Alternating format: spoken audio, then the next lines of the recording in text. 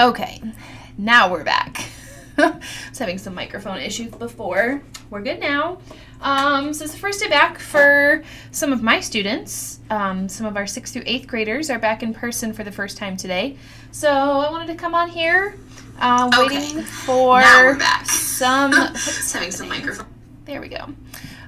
Waiting for some students to show up for an after-school lesson, even though technically we're during school hours. It's a whole thing.